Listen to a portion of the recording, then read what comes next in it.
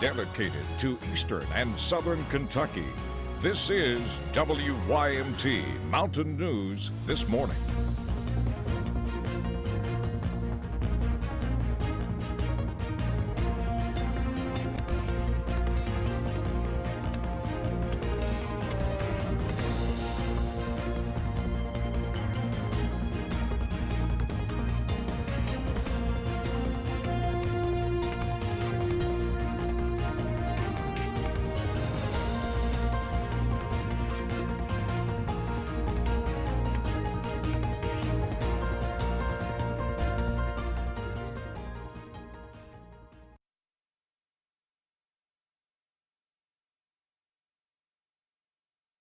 Well, yeah, we're tracking colder temperatures and a little bit of snow showing up here on Pinpoint, but a lot of this not hitting the ground. The lower part of the atmosphere just too dry, and it's evaporating before it gets here to the surface. So that is some good news, but some rain and snow showers possible early on, and then a cold rain prevails later on today. Let's get you into your forecast live Pinpoint Doppler as we scan the skies here, and as I was saying, tracking some blue here on the radar, but a lot of this not hitting the ground.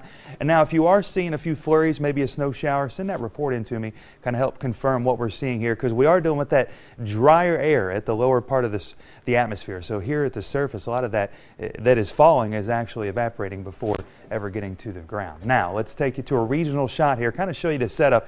We're tracking this low pressure system that's working across Arkansas, and it's really beginning to amp up just a little bit as it tracks into the Ohio and Tennessee Valley region. The bulk of the snowfall well to our north in Illinois, Indiana, and then eventually into Ohio, and it's going to likely stay that way, at least for the good accumulating snowfall here. Just going to deal with that rain-snow mix early on, then we're going to transition to some cold rain, and warmer air will surge in from the south, working towards the north as temperatures do climb into the upper 30s and lower 40s. Right now, mid to upper 20s in many spots, lower 30s in London, Somerset, and Monticello. You can see kind of the warmer air, still cold out there, but some of that warmer air back to the west and southwest beginning to work towards the north and east. So we'll hold on to a slight chance for a few flurries, perhaps a snow shower early on, that rain-snow mix, and then we're going to see chances continue into this afternoon, but we're going to transition to that cold rain I was telling you about as highs top at around 40 degrees. And that rain will continue to tonight before we could see a transition back to some snow showers through the overnight hours, and that could lead to some light accumulations, and I'm going to talk a little bit more about that coming up here in just a few minutes. Chris, thanks. The town of Salyersville was devastated 4 years ago yesterday. WYMT's Chandler Markey spoke to one Magoffin County High School student who saw firsthand the damage left in the community. March 2nd, 2012 is a day the Salyersville community will never forget. We knew everything was happening, and then we lost all contact with everybody. A tornado swept through the town, destroying everything in its path. Jaron Lovely was out of town for a basketball tournament with his family, and when they returned, their home was not as they left it. Everything was destroyed. Everything was basically trees in the road, power lines down. We had to get around everything just to get to the house. Among the damage was the elementary, middle, and high school. Magoffin County High School principal Tony Skaggs says it took them about 2 weeks to figure out how to get the high school and middle school students under one roof. We went from 620 high school kids to, with the 7th and 8th grade, we were almost 1,000 in a building built for $750. Since the tornado, the middle school students have found a new home at the high school. The good thing about a small community is all the teachers know everyone. The kids all know each other. We keep the middle school, 7th and 8th grade, confined to the south end of the building. Now a junior, Lovely was one of those 7th graders that had to make the transition to the high school. Since I'd never been anywhere close to high school, it was intimidating, actually. Just joining in, especially kind of close to freshmen and all the kids that I never really knew before. A new Magoffin County High School is set to open in August of 2016. In Magoffin County, Chandler Markey, WYMT Mountain News. The Salyersville mayor says fortunately they had no fatalities as a result of the tornado. They have recently purchased 2 tornado shelters that will hold about 150 people each. An EMT worker is picking up what can be saved after Tuesday's storms destroyed her Laurel County home. Officials believe straight-line winds are what blew the roof off of Mary Messer and her fiance's home. Messer was in the home when the roof was blown off. She ducked for cover, but some debris hit her in the leg. She says her EMT training helped to get her through the situation. 2 people in Clay County face charges in an assault assault case. Deputies arrested Brandy Smith and Anthony Collins yesterday. In an arrest warrant, a woman claims the pair came to her home last week. She says Smith hit her with steel knuckles while Collins threw rocks at her. Smith faces a first-degree assault charge. Collins is charged with fourth-degree assault. Similar job duties, but a $10,000 difference in pay. Retired commercial vehicle enforcement officers are busy lobbying for Kentucky House Bill 246. It would require commercial vehicle enforcement officers to receive equal pay as Kentucky State Police troopers who have similar duties and the same rank. CVE officers say they get paid less than both troopers and CVE officers starting out in surrounding states. They also say retired CVE officers told us many officers leave the agency for better pay elsewhere. Donald Trump squares off against Ted Cruz, Marco Rubio, and John Kasich at the 11th GOP debate in Detroit, Michigan tonight. After picking up 7 states on Super Tuesday, the billionaire frontrunner has been fending off attacks from Mitt Romney and other Republican rivals who believe he is tarnishing the party's brand. The former Republican presidential nominee is expected to call out Trump publicly for the first time when he delivers a speech this morning in Salt Lake City. Don Champion has the latest on the campaign trail from New York. Republican presidential frontrunner Donald Trump is locked in another battle, this time against Mitt Romney, who is expected to blast the billionaire during a speech on the state of the GOP race today. I want universal coverage. Trump posted this video to his Facebook page Wednesday night, questioning Romney's conservative credentials. So far, Romney has attacked Trump over his refusal to release tax returns and failure to immediately disavow KKK leader David Duke. In an open letter, more than 50 prominent Republicans also challenged Trump, but it could backfire. There's no guarantee. Attacks from the establishment could very well make Trump stronger. So that's the only part of the plan? Just the lines, the interstate competition? In tonight's debate, Marco Rubio is expected to step up attacks on Trump, especially over his newly released health care plan that includes repealing Obamacare. If we choose Donald Trump as our nominee, we will lose in November. Coming off 2 wins on Super Tuesday, Ted Cruz urged other candidates to drop out of the race. If you've been supporting Ben Carson or John Kasich or Marco Rubio, all good, honorable men, we welcome you on our team. Carson withdrew from tonight's debate following the results of Super Tuesday. The retired neurosurgeon says he sees no path forward to the nomination. Don Champion, CBS News. How a man who made people laugh is being remembered. And an abortion case goes before the Supreme Court. A rain-snow mix likely early on before a cold rain takes over this afternoon. Details in your messy forecast is coming up right after the break.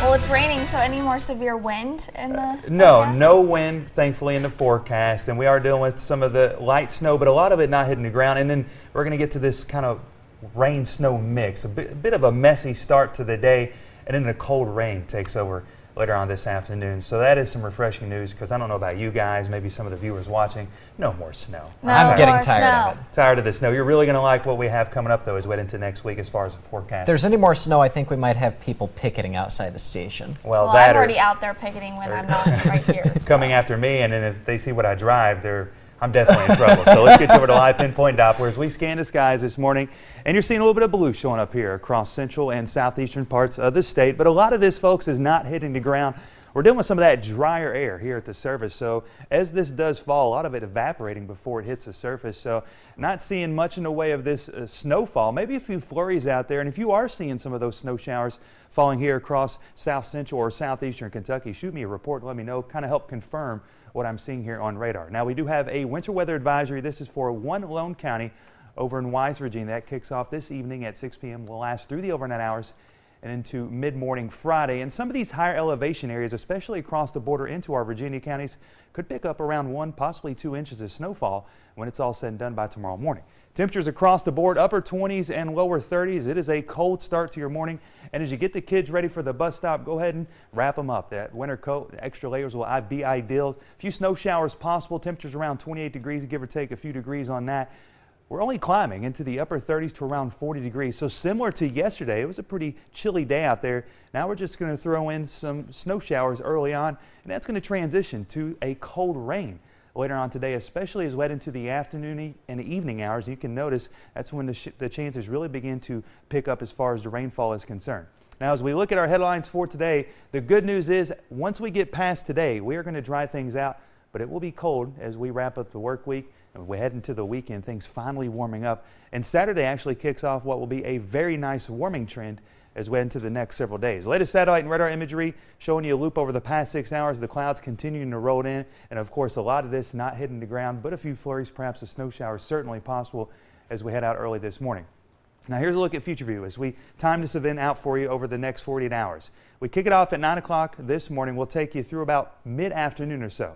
So clouds sticking around, and then notice back towards the west here, that's when the rainfall really begins to increase and push off towards the east this afternoon and through this evening. And notice across the higher elevation areas, especially there in Wise County, some of the blue showing up. And those higher elevation areas, if you watch it, we continue to put this into motion there. You can see some of the blue that shows up as we head through the overnight hours and into early Friday morning, indicating the possibility for some of that light accumulating snowfall across those areas. And like I said, the higher elevation areas would not be surprised to see maybe 1 upwards to 2 inches of snowfall. Now the good news is clouds eventually clear out into Friday night, early Saturday morning, catch a bit of a break, and then a system off to our north that remains mostly to our north slides a weak cold front across the air, and that's going to bring a few more clouds into Saturday afternoon, along with a chance for a stray shower or two. Now, looking at the big warm up ahead, look at these temperatures. Like I said, remember Saturday, that kicks off a nice warming trend. Lower 50s, mid 50s by Sunday. And then, yes, upper 60s into Monday, lower 70s by Tuesday. And we're going to keep our eye on some heavy rainfall, the potential that is, as we head towards next mid to late week. System looks like it could develop and bring not only those warmer temperatures that we'll see, but also some heavy rainfall. Let's get a check of the refrigerator art this morning, see what we have behind the magnets. Love showcasing all the wonderful artwork from the kids here across eastern Kentucky. Nice photo sent in from Kayla over at May Valley Elementary. Time now is 5:14. You're watching Mountain News This Morning right here on WYMT. The Department of Defense is shrinking much of the Army. It is a concern for Senator Johnny Isakson. As WYMT Washington Bureau correspondent Alex Miller reports, Isakson says this will not be something we can fix with a draft down the road. So we're talking about Obama's final budget. He's proposing to cut the Army budget by $1.4 billion. At first, I just want to get your reaction to that. Well, I think we're cutting the Army and the entire military back too far. We're going from a troop strength of 490,000 in the Army to eventually 450,000. That's not enough to fight a two-front battle, and we need to build our military up. Why do you think he's doing this? It's part of his personal philosophy as president. We've just got to see to it we don't let it get reduced so low that America becomes vulnerable in a world of danger. I was going to ask you about that. Every time that we've talked about the military, you've been concerned about the message we're sending to the world. Are you just as concerned today? Probably more so. The saving grace right now is the great message Fort Gordon sends. I mean, it's the cyber command for the United States. The GOP is usually about cutting spending and cutting wherever you can to keep the government small. Why not here? My first responsibility is the peace and tranquility of the American people. If you don't build your military and maintain your military strength, you're not keeping your oath of office as senator. Thanks, Senator. Thank you. Several months following legislation to name the rainbow-arched so-called Waldo Tunnel connecting the Golden Gate Bridge to Martin County, the newly dubbed Robin Williams Tunnel finally became official. The tunnel's moniker, which was officially confirmed last June, was meant as a dedication to the late actor and comedian's life. Many thought that the tunnel's rainbow border was a natural reminder of his character Mork from Mork and Mindy, who wore multicolored suspenders on the show. There was an operatic surprise at the Vatican, plus Downton Abbey stars share what they'll miss the most, and trouble on the road for one of TV's most famous hosts. Suzanne Marquez has your eye on entertainment. Jeremy Clarkson tweeted a picture of Twisted Metal from the UK and said he had a bit of an accident. Clarkson is the former host of the BBC's enormously popular motoring show Top Gear. Sunday is the final episode of the hit British series Downton Abbey. The characters known and loved as Mrs. Patmore and Mrs. Hughes say they never expected the series to last for 6 seasons, and they'll miss the Downton Bond. And I know it sounds a bit of an old cliche to say you become a bit like a family, but it is. You see them, the same people every day. You just get to know them better than you normally would. You bond, don't you? Yeah. Both actresses say they're ready to get back to work on new projects.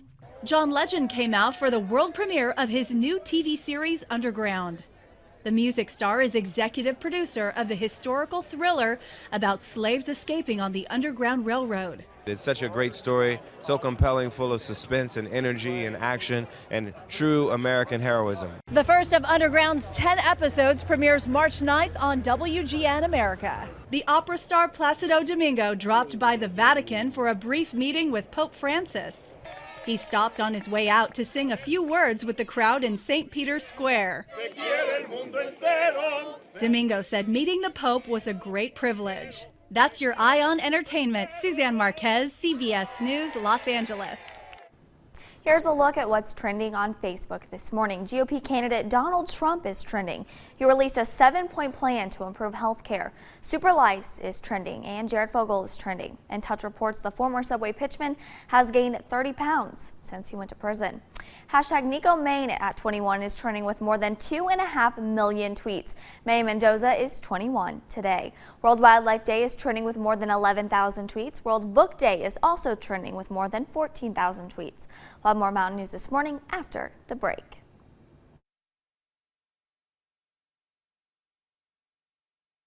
The Supreme Court is taking up an abortion case centered around what kind of limits states can place on abortion clinics. Paula Reed reports. Emotions ran high outside the Supreme Court as demonstrators on both sides of the abortion issue shouted their viewpoints. Justices heard arguments Wednesday about a Texas law which requires abortion doctors to have admitting privileges at local hospitals and for clinics to have the same standards as surgical centers. It was a hot bench today. Stephanie Toti, the lead attorney for the plaintiffs, said the law is intended to shut down clinics in the state. We remain optimistic that the court is going to see these requirements for what they are, a sham designed to limit women's abortion access. The state says that's not true. What this is all about, women's health and quality of care for whatever kind of decision they choose to make. The decision in this case will likely come down to Justice Anthony Kennedy, who would be the swing vote between a 5-3 decision or a 4-4 deadlocked court.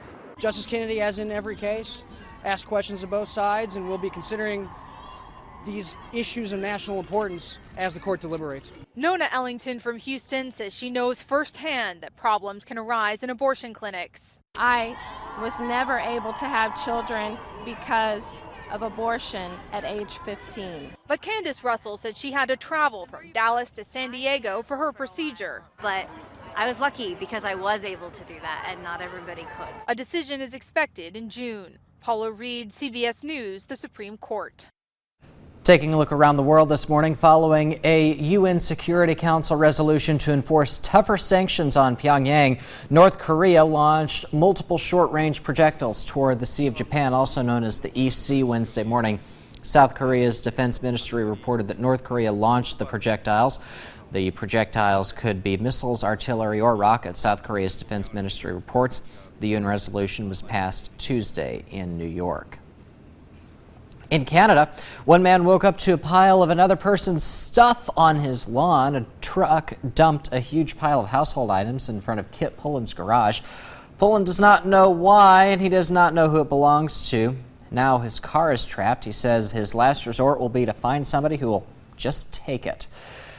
And we move to new information in the search for MH370. A piece of wreckage from a Boeing 777 likely belonging to Malaysia Flight 370 has been found on the coast of Mozambique. Renee Marsh reports. A potential clue for crash investigators looking into the mysterious disappearance of MH370.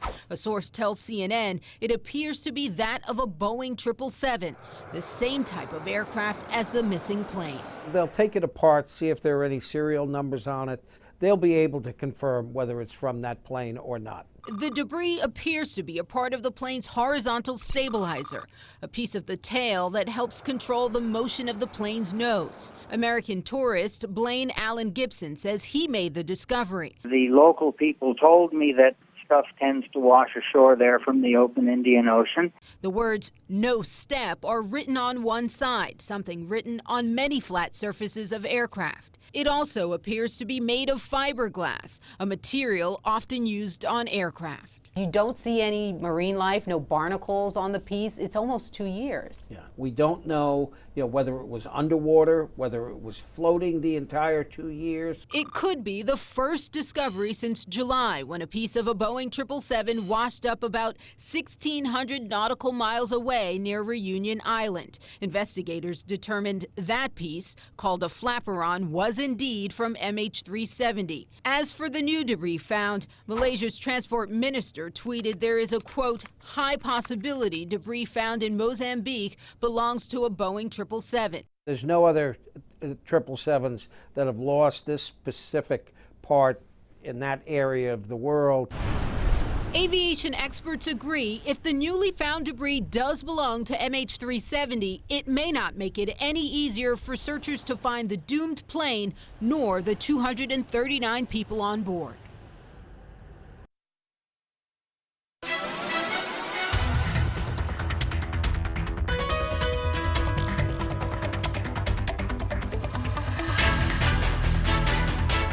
It's another cold start to your morning, and live pinpoint Doppler a little bit deceiving right now, showing you some blue on radar, indicating possibility of some snow falling. Well, a lot of this not hitting the ground. The lower part of the atmosphere is still pretty dry, and as this begins to fall throughout the atmosphere and it gets closer to the surface, that dry air in place, a lot of that evaporates before it hits the ground. But it would not be surprised, maybe a few flurries falling in some areas, perhaps a snow shower, especially later on this morning. If you are seeing some reports, shoot me a message over on Facebook and just let me know what you're seeing around your area. Temperatures, like I said, pretty cold, upper 20s and lower 30s across much of eastern Kentucky. Highs later on today only climb into the upper 30s to around 40 degrees. We'll transition from this rain-snow mix to just a cold rain later on this afternoon and through this evening. Could see a transition back to a little bit of snow, not expecting much in the way of accumulations. Those higher terrain areas, though, around 2,500 feet or higher, could pick up on some light accumulations between 1 upwards to 2 inches. Stay tuned. We're going to have more news coming up after the break. In Texas, dogs are being used to help teens in trouble. Melissa Correa reports. Even here, with identities protected and faces hidden, have you met Junebug before? You can still get a sense of what they're feeling. A second chance inspired by Four Paws. I think they see a lot of their own lives in these dogs. The dogs rescued from the streets are rehabilitated and become part of Healing Species. It's a program that takes canines inside some Harris County detention centers. Dogs, once neglected and abused, interact with teens who can relate. Their disposition and their temperament changes actually holding the dog. Juvenile court judge Mike Schneider believes in the therapy so much his dog, Junebug, was literally on the streets, is helping to heal too. I get real soft when it comes to animals. I'm like, oh, come here, come here, come here. 16-year-old Sydney spent nearly 7 months in juvenile detention. She was just released. And I want to go get a dog. They're always right there by your side whenever you need them. It's helping her. With the not trusting people, it takes time to trust someone, especially if your trust has been broken so many times before. The dogs roam the room during lessons about things like anger management and the legal system. The whole idea of having a juvenile system that's different than the criminal system is the idea that you can kind of start over. And so if you look at Junebug, where she was on the street versus where she is now, hopefully a lot of kids look at that and go, that could be me. An opportunity for a do-over. Tonight, kids who didn't think they stood a chance are now believing in the possibilities.